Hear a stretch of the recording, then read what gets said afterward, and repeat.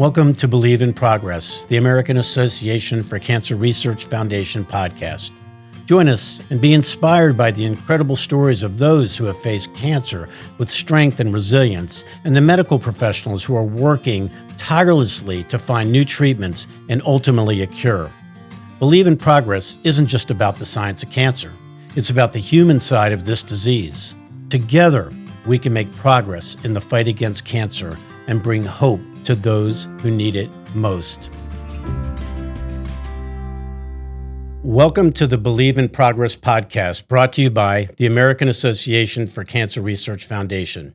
I'm your host, Mitch Stoller, Chief Philanthropic Officer at AACR. Today, we have an extraordinary episode lined up for you.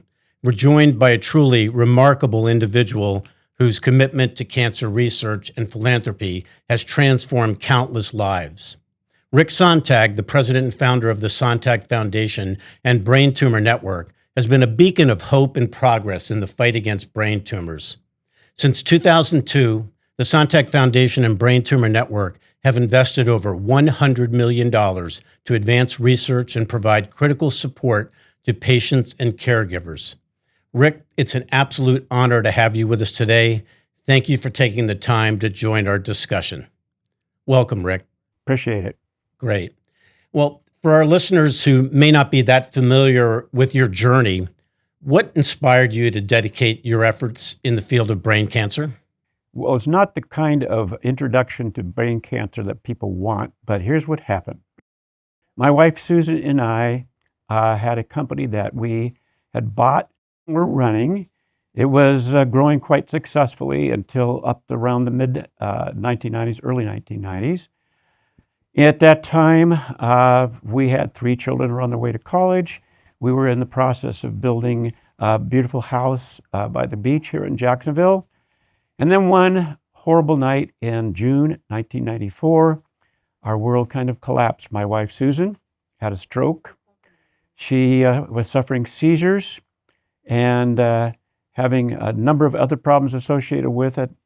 We were lucky enough to be here in Jacksonville, Florida, where there was a campus of Mayo Clinic. We got her to Mayo Clinic to be diagnosed, and she was diagnosed with having an anaplastic astrocytoma. That is an aggressive form of brain cancer, and I was told that she was going to have about 3 years to live. I was in a total panic as a result of that, and I searched everywhere to try to find something to do to help her. At the time, most treatments for brain tumors and brain cancer in general were poor, with poor outcomes. And so I was searching frantically for anything I could find to help her. I was in a total panic. I literally began reading research papers issued by researchers in the brain tumor field. And I was calling brain tumor researchers literally out of their research labs and asked them what they would do if they were in my position. I was lucky enough to find an experimental protocol that happened to be run out of Mayo's Rochester, Minnesota campus. It involved some pretty severe treatments, starting with 3 rounds of chemo, serially, one after another, aggressive, nasty chemo agents, followed by a very large dose of radiation to the head. It was a horrible treatment. She had a tough time with the treatment, but after about 6 months, the tumor began to shrink. In about 2 years, the tumor actually shrunk back to look more like scar tissue, and we had apparently cured the tumor. We had killed it, but Susan, my wife, was suffering from the effects of the tumor itself, the stroke, and the horrible treatment that she got. And so I was in a position where I decided I would one day take a look at the rest of the people who go through this thing. And I said, one day I'm going to do something about this disease and the horrible effect that it has not only on the patient, but all the people around the patient who get affected by that cancer. And that's where I was headed, and that's what I wanted to do. And lo and behold, in the year 2002, our company was approached by General Electric, one of our large customers. They wanted to purchase us, and We actually consummated that transaction in 2002. And after we consummated the transaction, I took part of the proceeds, as I said I would, and fulfilled that promise to myself. And I started the Sontag Foundation. And that's how we got into this business. Wow. There's probably a lot of people, listening to this episode and are either just started their own foundations or maybe even interested in starting a foundation. Was that challenging to actually get a foundation off the ground, incorporate the foundation, et cetera? Well, the legal part of establishing the foundation was not difficult. That was fairly easy to do. The hard part was how do you choose what to pick for a subject matter that you're going to deal with, and what was your mission going to be in the foundation, and then recruiting all the people to do that over a period of time. That was the hard part of the experience. Finding your direction and finding a group of people who want to share that dream that you had with the foundation and make it work. So yeah, it was a bit of difficulty, but we got rolling fairly early. We actually got it off the ground and running and doing what we wanted to do within about the first year and a half. Wow, that's great. Rick, your foundation has been a beacon of hope for many. Please share with the audience the key programs of the Sontag Foundation and what accomplishments are you most proud of to date? Well, we started early on deciding we're going to do something with research. We thought that was the key to doing something about this disease. So we focused on research at the beginning. More specifically, we discovered through a lot of marketing research we did that there was a gap in funding for young researchers who are just starting their career in brain cancer research. And so that became our focus. We decided we're going to pick young people and fund them in their research and hope that they will be the people that turn out to be the ones that do something about this disease. We started small, but we have grown that operation of our foundation to where over the course of the last 23 years, we now have 69 grant award winners at 36 major cancer centers around the United States. It has turned out to be a much larger operation than we ever had envisioned. And we've been blessed to not only sponsor the individuals doing the research, we've been able to put on events and associate ourselves with others in this community of brain tumor research. Events that we put on include a retreat that we hold once a year for our researchers, where they get together and we have about half science, about half pleasure in meeting each other. And we hope through that we get a lot of collaborations done among scientists who normally wouldn't be meeting each other except if we were under these circumstances. And by gosh, we've probably had 20 to 25 cooperative research programs started as a result of our retreat.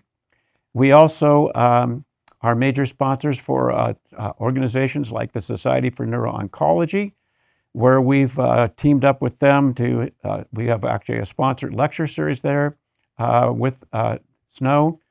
We've likewise had an association with ASCO, where we sponsored young scientists who are just at the beginning of their career. We've done the same with your organization, AACR, where we've sponsored a young scientist at the beginning of his career. And so over the years, it's been fairly successful at all the things that we've done. And we started from nothing back in 2002. And today we are arguably the largest private funder of research related to brain tumor in North America. And it's been quite a ride. But we enjoy doing it. We're glad that we've been able to make some real progress in the field in what we do. Well, that's fantastic. And, as you know, here at AACR, one of our very important missions is that next generation of cancer scientists. And so the work that you all are doing at Sontag is so important to be funding that next generation and to get people interested in brain cancer research and other varieties of cancer research. So I wholeheartedly applaud your efforts in that regard.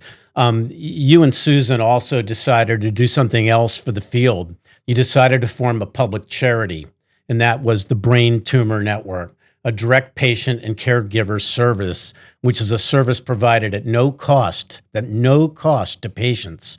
So for our listeners, please tell us about the mission of the Brain Tumor Network. Early on, we decided that we wanted to do something for patients, and we started a support group right here in Northeast Florida where we live.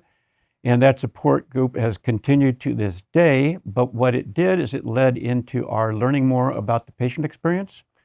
And then over the years, we also found people from around the United States calling us because they know we're in the funding of cancer research, and they've asked us for help in getting to places like clinical trials, second opinions, and the like. And in 2014 is when we started that public charity as a result of all this. We decided we had to do something more on a formalized basis and help people that get into this horrible situation that I was in. And we started this outfit called the Brain Tumor Network. And we started with one nurse navigator, happened to be a clinical trials nurse out of Mayo Clinic here in Jacksonville, Florida. We have grown that operation substantially.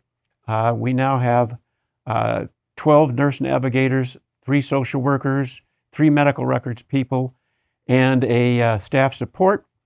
And over the course of the last 10 years since its start, we've helped about 3,000 patients, and we help them find their way to clinical trials, second opinions, or just a reconfirmation of their diagnosis. We also help them with things like insurance problems, finding their way for treatment centers that maybe they're not aware of. And it's become a great operation and a lot of fun for us to do, and we get a lot of satisfaction because that gives us the interaction with patients that are suffering from this horrible disease that my wife Susan went through. And so you said you started with one. Now, has this spread across different states and different areas of the country? Yes, actually, we have a system in Brain Tumor Network where we have an information system we developed ourselves. And so we can do it remotely from most locations. That is, we have the patient information is all inputted into our IT system. We understand where all the treatment centers are and the treatment protocols going on. We have a direct connection to clinicaltrials.gov, which is the main government website for all clinical trials. And so we get that information directly every night into our IT system. As a result, we are able to run operations independent from where we are here near Jacksonville, Florida. And we have 6 nurse navigators who are operating out of their home locations across states, mostly in the eastern United States. And so it's an operation that can be done not just right here in the home office. We can do it anywhere. And we are doing it and have done it. And all those small offices at home are fully functional. We try to keep the team together by bringing them in once a quarter so we can work together as a team with learning experiences in terms of new information regarding brain cancer and its treatment. And so it's been quite a ride for us, and it's something we can expand further from where we are. It's amazing. And Rick, is it hard to find really good qualified nurse navigators? I know there are some fantastic patient navigation entities around the country that deal with lots of different navigation issues. But I'm just kind of curious how you is that challenging to find the best navigators to do this great work? It was at first as we got going, but interestingly, I would say probably 3/4 of our nurse navigators that we've hired in the last 5 years have come to us. They heard about our organization and what they do.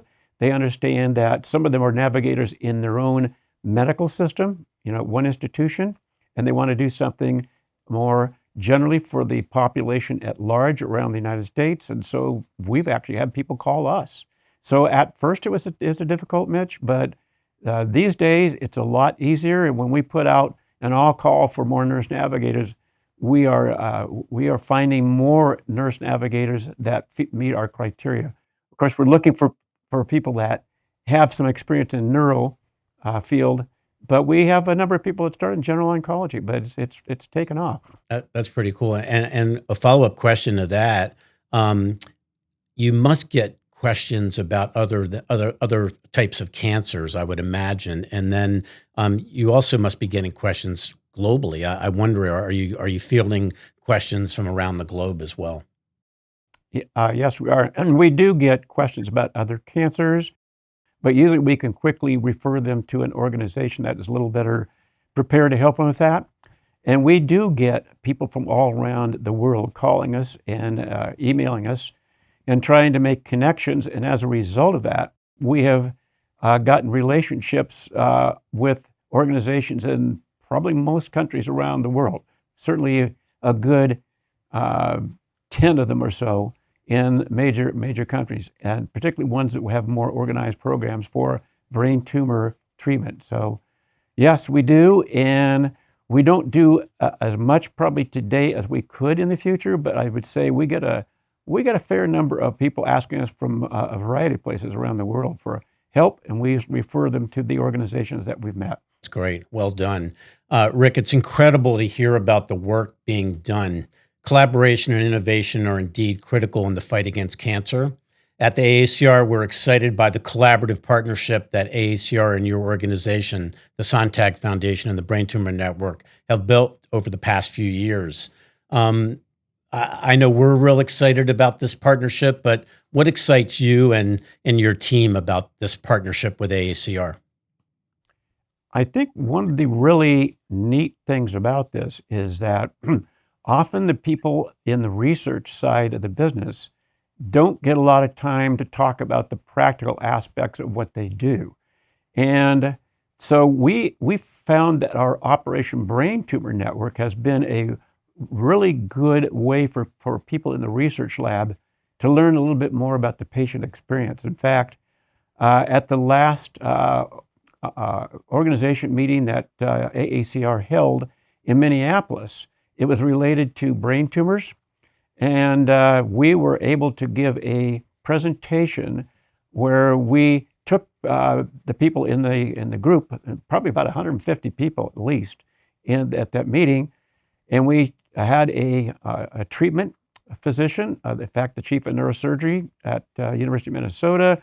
We had a patient relative and myself, and we talked through the experience for being a patient of brain cancer, what it's like, what you can expect, and what it is from a patient perspective. And I think that was really educational for the people at AACR. And we hope to keep that kind of collaboration going where we can take things that we've learned through our other experiences and be able to feed it to AACR and help their program benefit.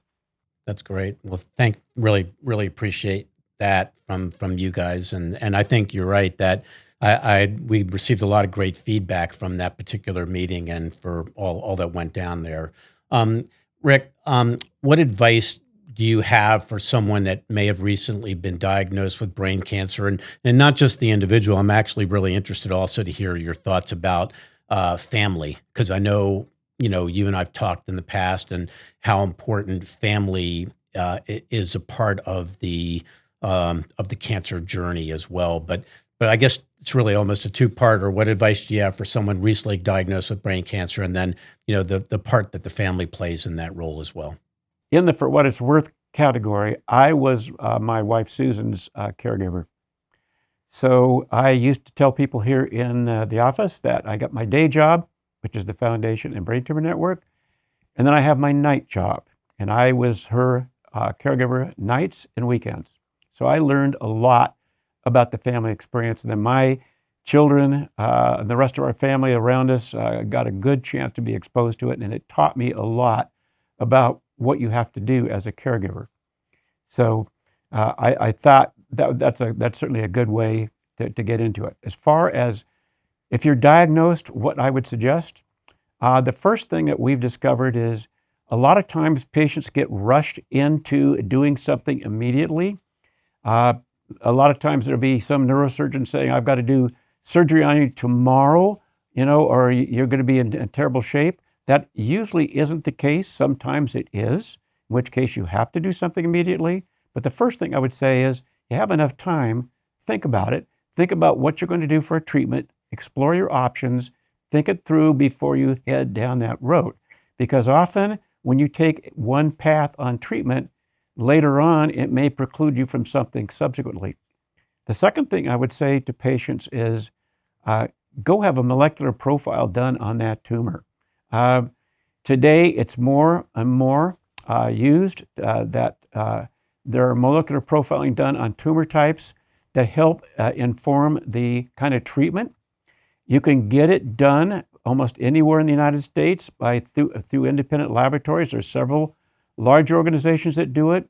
Many of the big centers do it themselves.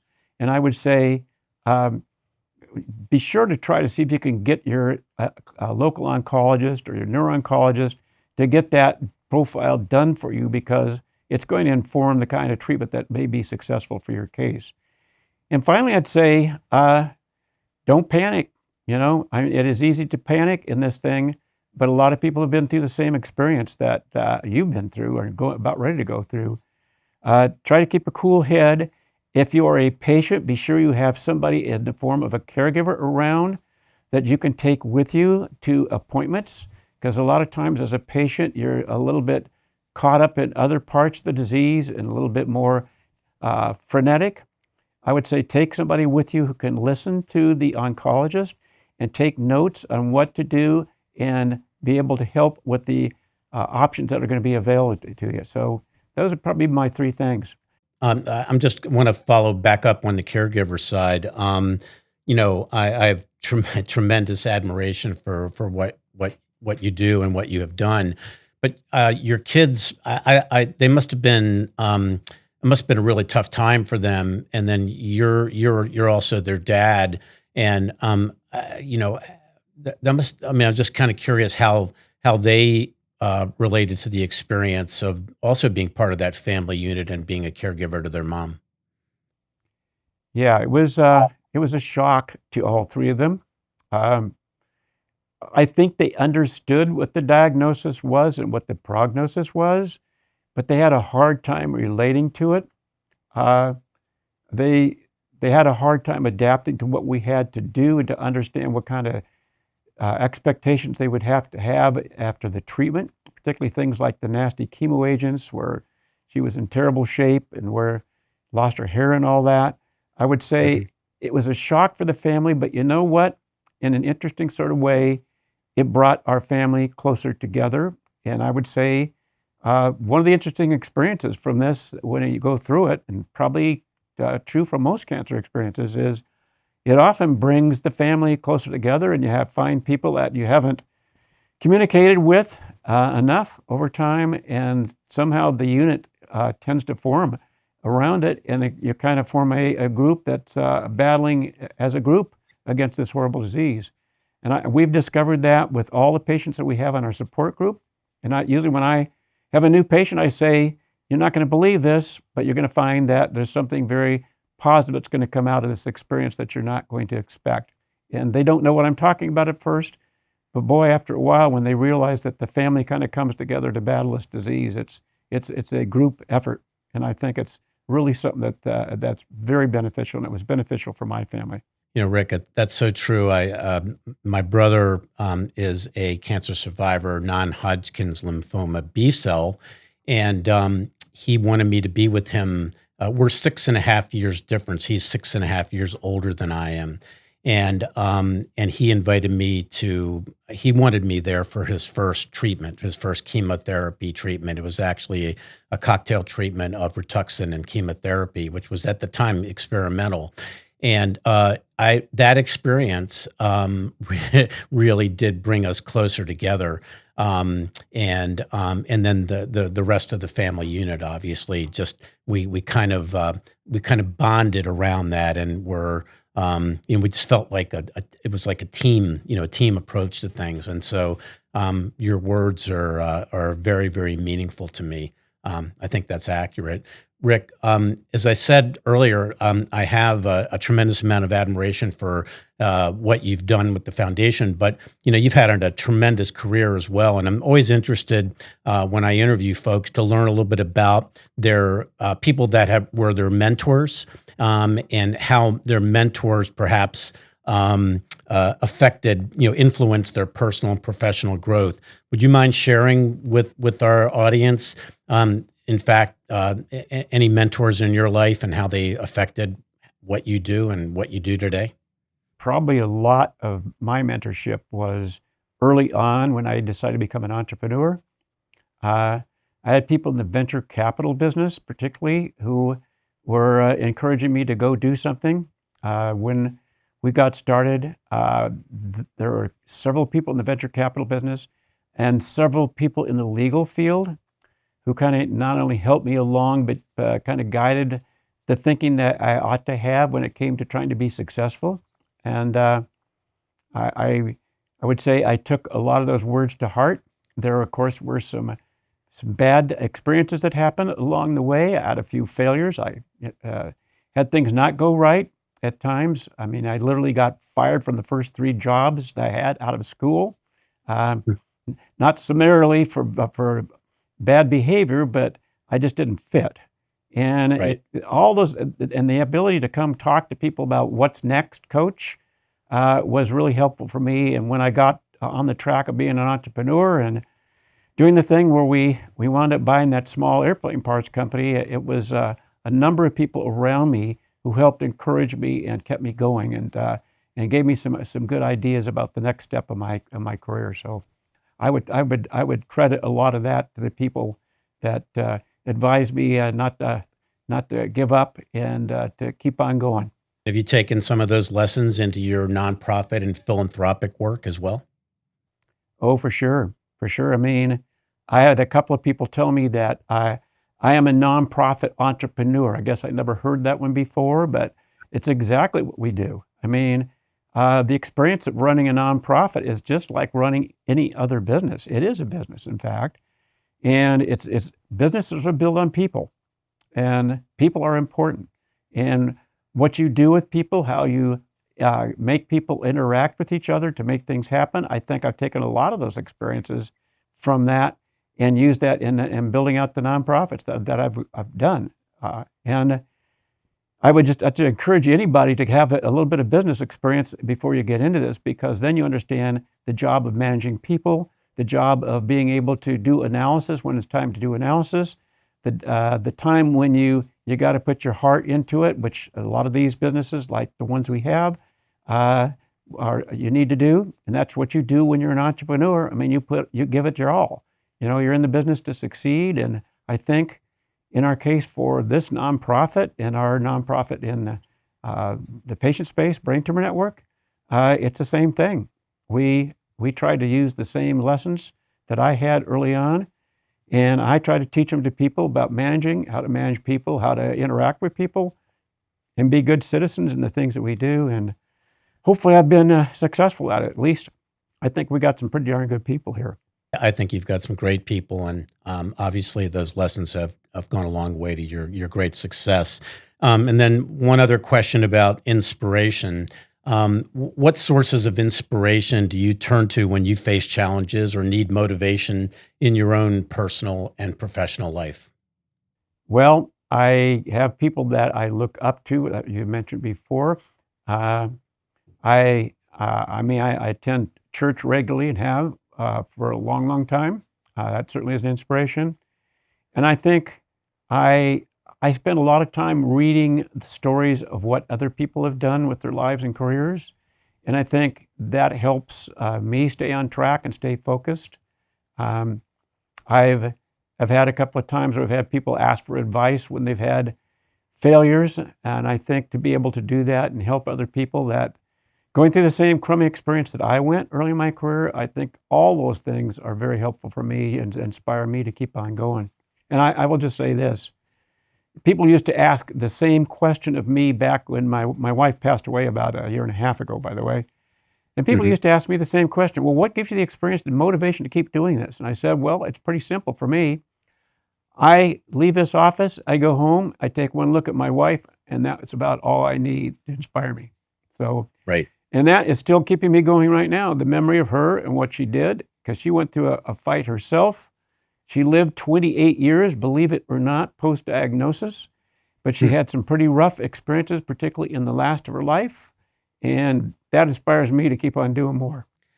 You know, Rick, every time I've talked to you a number of times now, and I always get enthusiastic and inspired by you, just by your words and how you go about things, and it actually brings chills to me to want to go out and just continue to do better work and continue to be impactful. So Rick, thank you so much for sharing your story and the impactful work of the Sontag Foundation and the Brain Tumor Network. How should listeners learn more about these great organizations? Probably the easiest, Mitch, is to go online to our two websites. The one for the foundation is sontagfoundation.org, and the one for the Brain Tumor Network is braintumornetwork.org.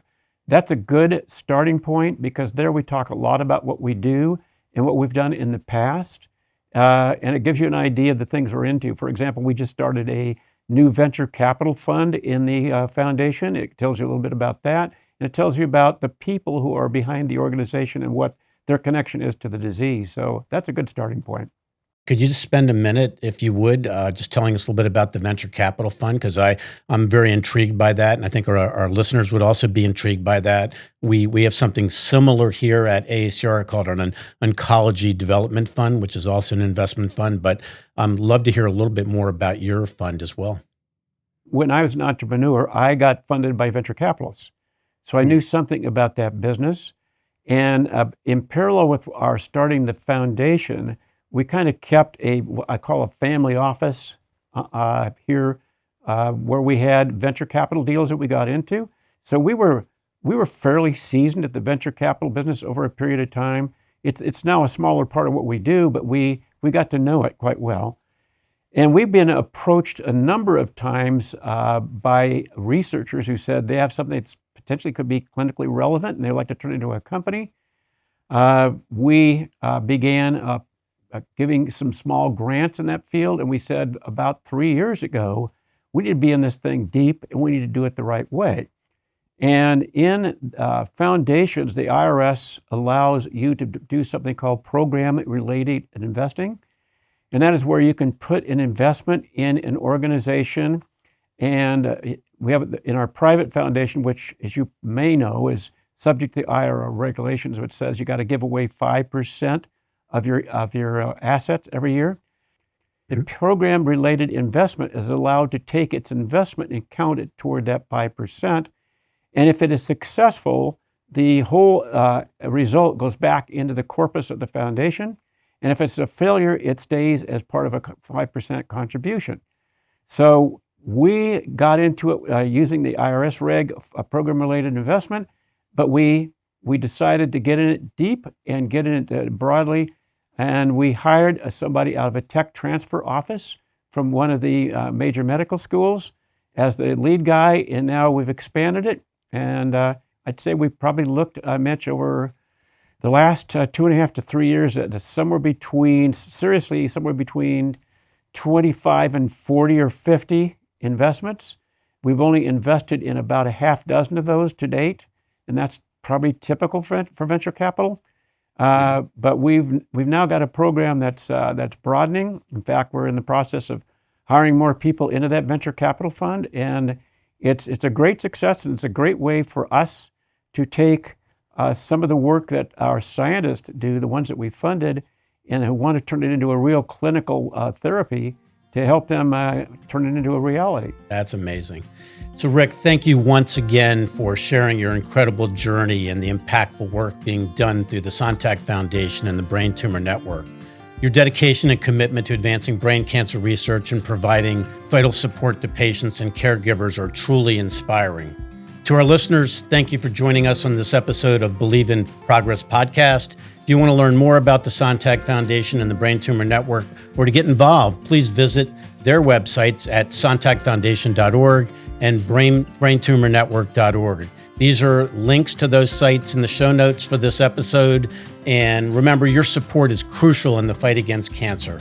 Please consider making a donation to the American Association for Cancer Research at aacr.org, or to help us to continue funding groundbreaking research and providing hope to cancer patients and their families. And don't forget to subscribe to our podcast so you never miss an episode, and share this podcast with friends and family to spread awareness. Together, we can drive progress and bring hope to countless lives. Rick, thank you so much for your time today. Look forward to seeing you. And again, thank you so much to your wonderful staff. They are wonderful professionals and really are making a great impact. Thank you, Mitch. It is a pleasure to be here with you.